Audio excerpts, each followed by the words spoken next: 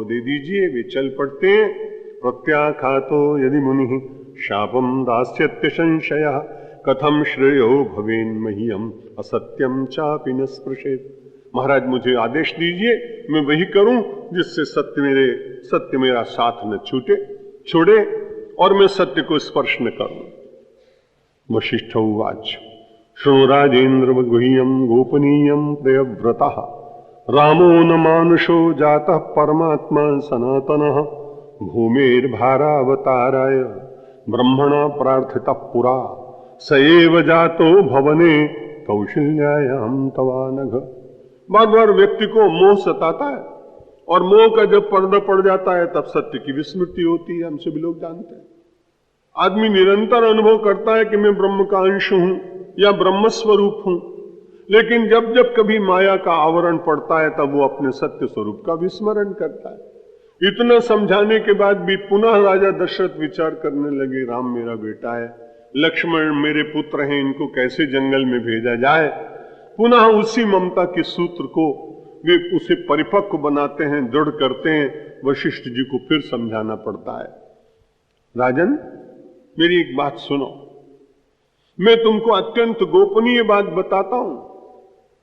तुम्हें बार बार ऐसा लगता है कि राम मनुष्य है, बस यही तुम बार बार भूल जाते हो। लेकिन याद रखो, रामो न मानुषो जाता। राम मनुष्य के रूप में भले हों, लेकिन ये राम है नहीं। ये कौन है? परमात्मा सनातन।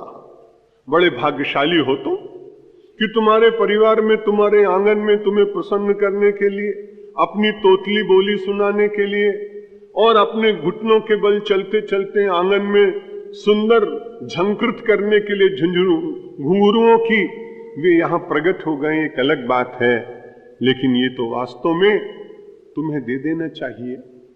बड़े प्रेम से वशिष्ठ जी ने कहा विश्वामित्र के साथ दे देना चाहिए, इसलिए क्योंकि उन्हें अपना कार्य करने दो। कोई आदमी बहुत देर तक बात करता रहे तो आप नम्रता पूर्वक क्या कहेंगे कि भाई ऐसा है कि मुझे काम एक बहुत जरूरी है, मुझे आप जाने दीजिए, फिर अपन कभी बातचीत कर लें।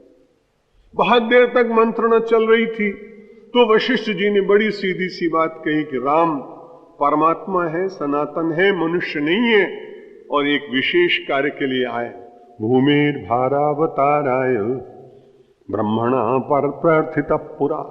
ब्रह्मा आदि देवताओं ने जब पहले प्रार्थना की तब उन्होंने मन में विचार किया कि मुझे संसार में जाना चाहिए। और क्यों आए हैं? भूमि भारावताराय। भूमि के ऊपर जो भार है दुष्ट जनों का, राक्षसों का, आसुरी प्रवृत्ति वालों का, अंधकार प्रकट करने वालों का, हिंसा करने वालों का, सात्विक लोगों को सताने वालों का जो भार बढ़ रहा है, उस भार को मिटाने के लिए आपके यहां ये अनघ परमात्मा, पाप रहित परमात्मा सैव जातो, वो आपके यहां उसने जन्म लिया है, उसने अवतार ग्रहण किया है। यहां भगवान के लिए कहते हैं अनघ। अनघ का अर्थ होता है पाप रहित, क्योंकि परमात्मा में पाप नहीं होता है। हम लोगों को भी भगवान का भजन इसलिए करना चाहिए कि परमात्मा पाप रहित है।